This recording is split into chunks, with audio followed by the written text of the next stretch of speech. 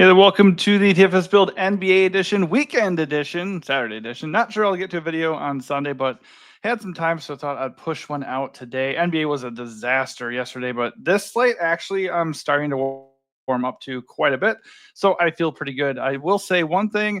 MLB has been great to start the year, opening day, and then yesterday we hit on a bunch of stacks and a lot of our pitchers. So if you were riding with us in Patreon, you probably felt that. Even if you just caught our videos here on YouTube, that probably helped you out quite a bit as well. So if you're not in on Patreon, I suggest doing so. It's a 7-day free trial, $29.9 for the month if you want to just dive in for MLB. And of course, we still offer NBA, MMA, and UFL DFS picks as well. I mean, UFL was great to start yesterday, too. I had 3 of my plays hit immediately. The only problem was hopefully you did not play Anthony Brown. He got off to a horrible start, 2 interceptions, and then was benched. Like usually if a guy starts horribly, at least we have the benefit of playing catch up and getting those, garbage time stats. And he just did not get that. So that was a major bummer. But if you avoided him, you were off to a really, really good start if you used my UFL picks there too. All right, but let's get into it. NBA, here we go. Saturday, weekend DFS in general can sometimes be volatile, but we can definitely exploit that as well. Let's start at the point guard position. Before I get started, please hit that like button. Helps us out quite a bit. Subscribe to the channel as well. 58% of viewers are repeat viewers but don't subscribe, so please do that. It helps us out a lot. And then also it helps you out because you get alerted to future videos. If you're not getting us in your feed regularly, you might be missing out on MLB and NBA videos on a regular basis. And then also if you want extra advice, and you're not so sure about going to Patreon just yet, you can hit up our Discord. We do have chats in there, and all the chats that you'll see are free. And then if you do want an extra bit of help and a foundation for your lineups, consider checking out Patreon. Reasonably priced packages, and they should help you out quite a bit. All right, let's get into it here. Point guard up top, Luka Doncic with a 56-point fantasy projection and not that much ownership. He looks awesome against the Grizzlies. That game is really good game environment. 237.5 total. Memphis plays extremely fast. So no issue here. Lukas Doncic, his price just keeps slowly ticking down. So if you want to take advantage of the low ownership, I don't have a problem with that. It does not look though like the Lakers are going to be sitting their top 2 studs. Austin Reeves is one name to monitor. He is questionable. So if Reeves is in, it's such a good environment that I'm okay with paying 11.9 for Luka or 10 for LeBron. And then, Austin Reeves 8.7, that's a little bit less appealing. If you can do those guys. Like LeBron has not been great since returning from injury. He's had 44 or fewer fantasy points in 4 straight games. The good news is really good environment, major minutes, 38 plus minutes in 3 straight games. And we know he can get the peripherals. If he can just start hitting his shots, LeBron will actually pan out. So I think LeBron's a totally fine play at 10K. And then of course, Luka, you can pay all the way up. If Reeves is out, both of these guys look amazing. And I have zero issue paying if that's what you want to do. Problem is, Josh Giddey is just a way better play by comparison. He is still 2.7K cheaper than Luka at DraftKings and just has been crushing 52-point fantasy projection. So he's not coming in that far behind. Luka just smashing every single night right now. His floor lately is just, he's like, this is Luka level, basically. He's basically Luka right now, and he's way cheaper. So this is a don't get too cute situation for me. Dallas is a good matchup. The Bulls play really fast. This game has a 238.5 total, so it's just as appealing as the Memphis game. It's a no-brainer. If you want to pair these two, if you see the value out there to do it, that is an interesting way to go. But I'm playing Giddey first. No matter what. I just think he's a great play. SGA at 10.8K is a solid enough leverage play on Giddey or Luka, but again, same situation. Why pay SGA? Why pay for SGA or Luka when you can get Giddey at a similar projection for way, way less money? It's a bit of a drop after that, but like Tyler Hero comes in with a solid projection, 8.3K, 44 fantasy points. A lot of ownership coming his way. I don't mind Hero here because the price is really nice, so we know he gets a lot of usage. And of course, Philly, they're not really trying anymore, so it's not a really difficult matchup. So he certainly could get there. The only issue is a little bit of blowout risk, 7-point spread, and that's Miami on the road. So you just don't know for sure how that game is going to go. If you want to play 8.3K Hero, I don't have a problem with it whatsoever. Could certainly pair him with Giddey if you want to. The only issue is, once again, Giddey is the preferred play. He's only $900 more, and he projects way better. Both are going to be chalky. If I had to pick one chalky play, it'd be Giddey there for sure. Halliburton at 8.9K against OKC. Not really into that.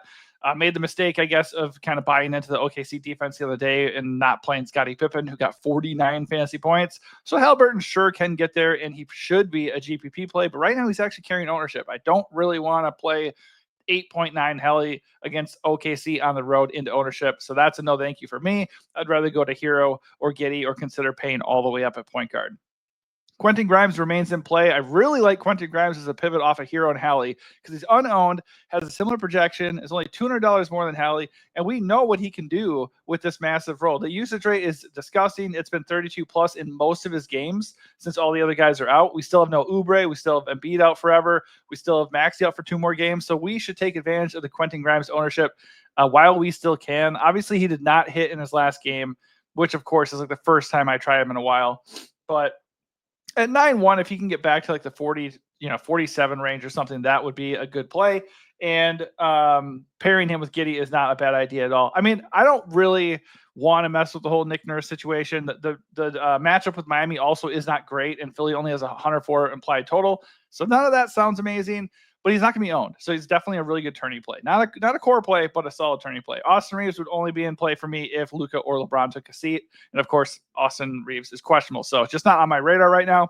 Stephon Castle at 6-6 against Boston. I don't really have a lot of faith in the Spurs here. They are 13-point dogs at home. So I don't think I'm going to invest heavily in Castle. 6-6 is a good price based off his usage. 39% usage rate in his last game. That is absurd. In a good way, of course. Like, obviously, the minutes are not massive, and he is kind of scoring dependent, but he had 50 fantasy points in a tough matchup the other day, so maybe he could do it again. I think at 6.6, he should be in your player pool, but he's not, like, project amazingly, and the spread and the matchup are not good. Derek White, you would need Boston guys to miss for me to do that at 7.9, just does not project well. Spencer Dinwiddie at 6.4 against the Bulls. I think he's a fair play. Anthony Davis is probable, and Dinwiddie's minutes are not super secure as they get more bodies in the lineup, but he should start. And he has like one of the best matchups on the board. Plus, you're going to want a run back from the Mavs, I would imagine, if you're going to play Giddey and any other Mavs. I probably will just play Giddey naked. Like, I don't see any other Bulls as like absolute must. But if you fire up Giddey and maybe Kobe White or Vooch, then you might want to start thinking about having a comeback. And Dinwiddie at 6.4 is a palatable, a nicely priced palatable play in that spot. Davion Mitchell, 4.3K, 34 minutes. He did not get the start last time, so you might want to do the Davion, Alec Burke dance, but he didn't start. He still got 36 minutes. So I think Mitchell's just a really good play as far as value. Andrew Wiggins is also out, so I would imagine there's a decent chance Davion Mitchell starts. Even if he doesn't start, 4.3K, just really cheap. The risk is baked into his price. Plus, Philly is a soft matchup at this point. And if he did come off the bench and the game blows out like the spread is potentially implying, then you're totally safe and he's a good play. First guy I really like, though, for value, it's not really reflective yet because I don't think anybody knows what to do with the Nets minutes. It's going to be Keon Johnson. 5.4K. There's no D-Lo. Let's check on Underdog. We're seeing – let me refresh this live, actually. So Noah Clowney questionable, Nick Claxton out, Day'Ron Sharpe out, D'Lo out. So the Nets are like super shorthanded here. Cam Johnson will be there, and truth be told, we can't always trust the Nets minutes, but I wouldn't judge them by their recent games. Last 2 games have been blowouts. So in theory, Keon Johnson was out. D'Lo gets a big usage boost. He's going to play probably 30 plus minutes, and he gets the Wizards. So I love Keon Johnson here at 5.4. If you don't trust the minutes, you could entertain other Brooklyn, Brooklyn punts here, like Reese Beekman or something. But how could you trust his minutes even more? I don't know how you could. But at the point, I like Keon. You can slide him over to shooting guard as well, which is really helpful. On the other side, I do not trust a lot of the Wizards. One of the few Wizards I would trust is Carrington. I'll get to one other one that I like in a little bit. He hovers around 30 minutes, depending on who is in for Washington.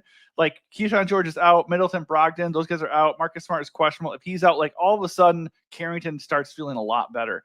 Like I don't trust Jordan Poole at 6K because they're giving him like 22 to 24 minutes. He's capable of actually hitting at that price in that amount of time. But really, ideally, Jordan Poole would be getting 30 to 35 minutes for us to take a dive there. Carrington, though, will get minutes randomly. He can get up to like 38 minutes if they want to give it to him, if they want to give him a long leash. They're randomly not playing guys very much. So like Vukovic is a young guy that you would think they'd give run, and he only played 15 minutes last game, 4 minutes a few games ago. It's tough. So But Washington guys, there's going to be a lack of bodies, and certainly one or two of these guys are going to hit. Champagny, AJ Johnson. So Carrington is in that group where I think I'm definitely interested in taking the risk. Jared Butler for Philly, 6K feels a little bit expensive. Not a good matchup. They do still have Grimes. They have other guys like Doughton and Council. Lonnie Walker might be back. So if Lonnie Walker is out, might be able to entertain it. Like if he starts, I do need Jared Butler at 6K to start to be really interested though. All right, Nemhard, 5.6 against OKC. Not really interested in that. Good price, good minutes. Terrible matchup. I think I would need Halliburton to sit out for me to get super, super psyched about that. Scottie Pippen Jr., like his minutes are like really projecting down here. Is that because Ja might be back? Yeah, he went through shoot around. So I don't think we'll have the luxury of playing Scottie Pippen. So at 6.2, he is out of play if Ja is in. If Ja remains out, he looks like a really good play still at 6.2, getting good minutes. Elite per minute guy, and he's been crushing. So just keep an eye on the stats of Ja. If Ja's in, no. If Ja's out, I have no issue with him at 6.2. He looks good. AJ Johnson, another wizard we can entertain. He did not really crush it in his last game. 5 fantasy points in 26 minutes. He does have quite the floor. So he's in play because he's cheap, but not safe by any means. Case on Wallace, decent value for OKC. Pacers are a soft matchup. He's going to get good minutes. Just monitor the OKC injury news. Let's see. There are a couple of guys for sure. Aaron Wiggins is out, and Alex Caruso is also questionable. So if with Wiggins out already, Kason looks like a better value, and then if Caruso's also out, he's going to get a ton of minutes and look really, really solid here. All right, that probably does it for point guard. Let's kick it over shooting guard. Won't touch on any of the guys we already did touch on. Kobe White at 8.1. Really nice value. You can certainly play the ownership game with him and Giddey. You could certainly fade Giddey and just play Kobe at half the ownership and then hope for Kobe to go drop a 40 burger, which he's certainly capable of doing. Or you could just pair them. Or you could just not play Kobe, who's also going to be a little bit owned. Right now, I'm kind of interested in pairing them. I just think Giddey's been so good that trying to leverage him just feels like a waste of time.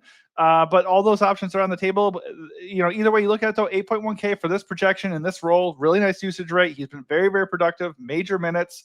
There's not a bad thing to say about Kobe, except for the fact that he is inherently scoring dependent. So if he doesn't hit his shots, he's probably not going to get there.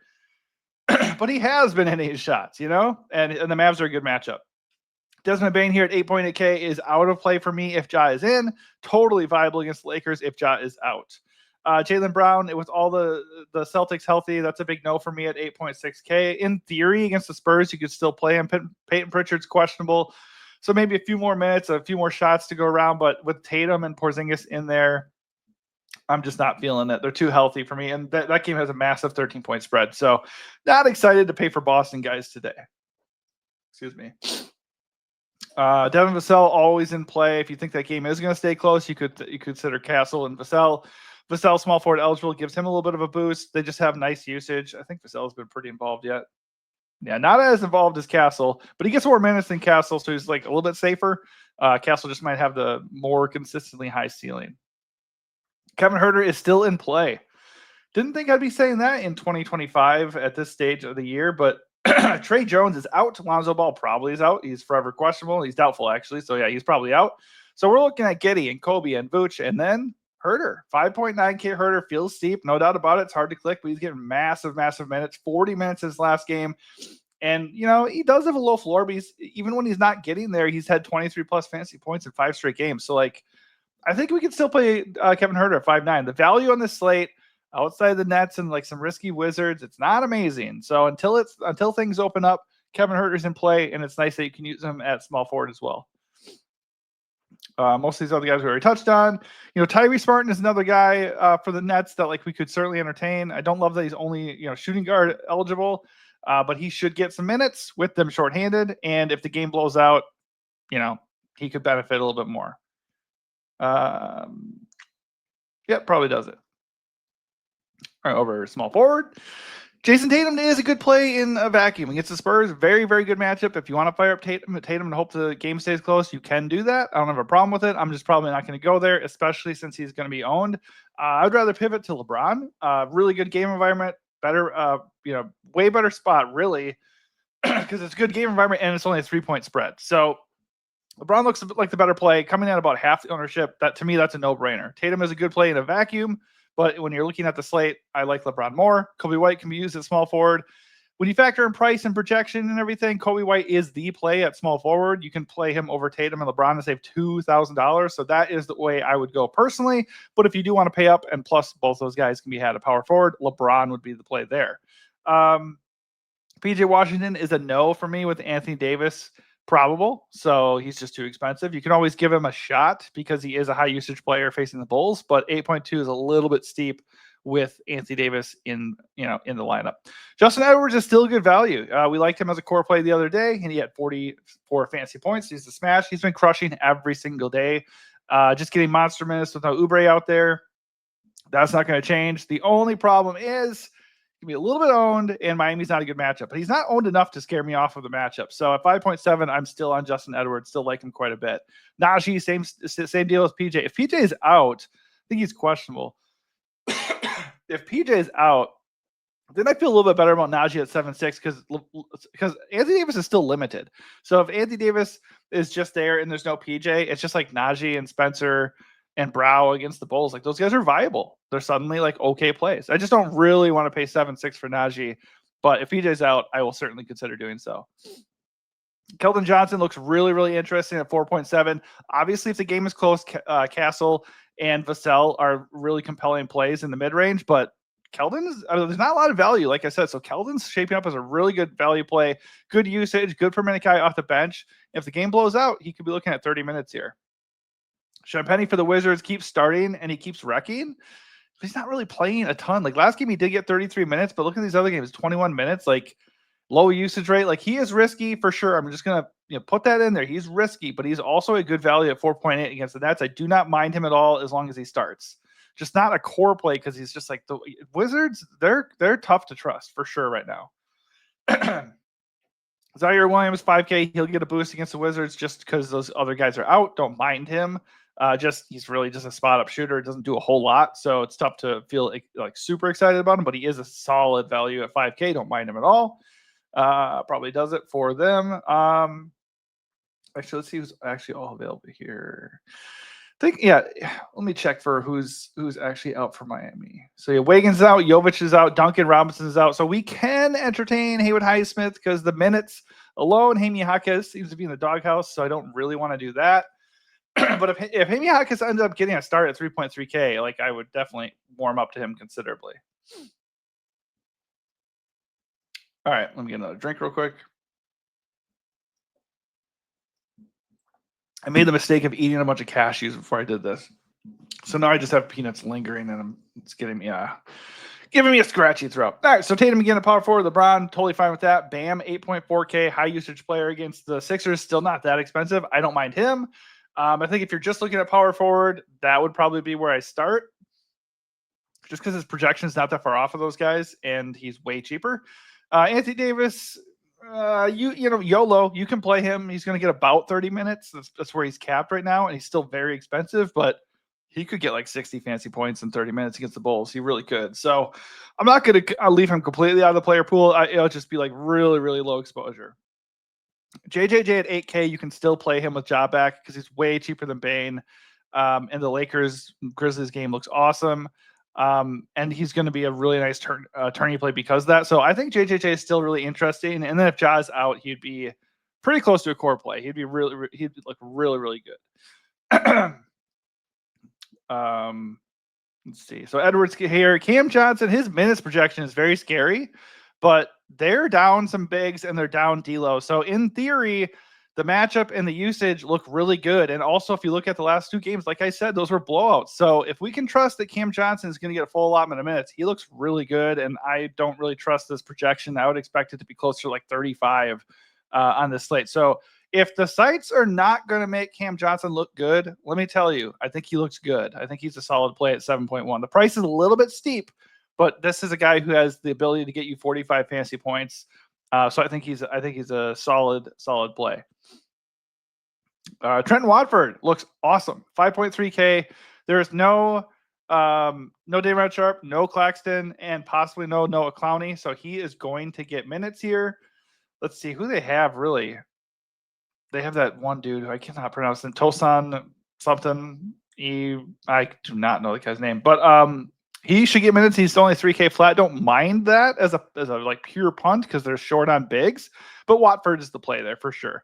Matos Vazelius not getting a ton of minutes. The matchup is not as good with Brow there, but 4.5K for him. I don't think he's the worst value either. The other one was going to be Miami, Kyle Anderson. They're short on guys. If Kyle Anderson gets a spot start, 3.1K, that would be amazing. If he doesn't start, it's just really dicey, but still viable. It just feels like that is a DNP waiting to happen, but they are definitely shorthanded. They do not have Robinson, they do not have Jovic, and they do not have Wiggins. So it's pretty likely he gets 25 or so minutes even off the bench. So I think at 3.1, we can certainly take that risk and feel reasonably good about it. At center, a lot of the same guys. Porzingis at 8.3 against the Spurs. I still like that. Like he's the first Boston guy that I actually feel pretty good about. 8.3K, really good matchup. They have nobody that can stop him inside. The minutes are going to be capped. Major blowout risk, but he's got a really good projection for the price. And he's not going to be owned at all. So I think he's interesting. I do think I prefer JJJ a little bit just because Ja being back is going to get nobody on JJJ, and that game is more likely to stay close, but they're both good plays. Vooch in that game environment with Dallas, that looks pretty good at 7.5. But the first guy that I actually want is going to be Sarr at 6.6. The Nets have nobody. They have Watford. That's it.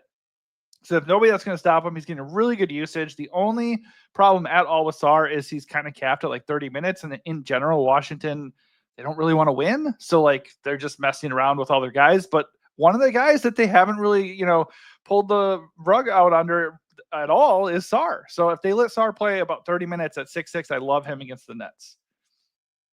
Miles Turner, similar price. That's a decent pivot because Sarr is going to be chalky for good reason. So Turner is an okay pivot, just not a great matchup with OKC. It's more of just a pure tourney pivot play. I would very much still prefer Sarr. Watford, you can play him at power forward at center. Right now, I'm preferring to play him at center and make Sarr my main center play. Khalil Ware is in play at 5.8 because he's a good price, and the Sixers have nobody that can stop him inside. But the Heat don't really give him consistent minutes, so it is a GPP play only. So yeah, mostly I'm looking at JJJ, Porzingis, Vooch, but I'm starting with Sarr. And if you want to play Watford at center, that looks good too. As far as down cheapies go, nobody really stands out just yet. You can take that Vukovic dive, but I do not want to do that. All right, so overall, I'm looking to target the Lakers-Grizzlies game, the Mavs-Bulls game, and then if I get portions of the Nets game, I'm totally fine with that. If I get to the Pacers OKC game, that's okay too, but I'm not going to force that because it is a 10-point spread.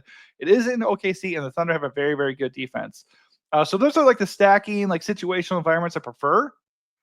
And then I'm starting with Giddey. Like, I don't care if Giddey's chalk. Giddey's the best play on the board. I'm going to play Giddey. And then if I can get Luka with him, like if there's enough value to actually make that comfortable, I think that's an okay way to go. But honestly, I do not mind firing up some Nets and Wizards here and then stacking these two games that just stand out really nicely, just finding a way within those stacks to get a little bit different from the field. I don't think that'll be too difficult as things stand. All right, that is going to do it for me in this position by position breakdown for the day. Hopefully that helps you out. If it does, hit the like button, subscribe to the channel, come join us in Discord, and consider firing up a package over at Patreon. Thanks for watching, and good luck.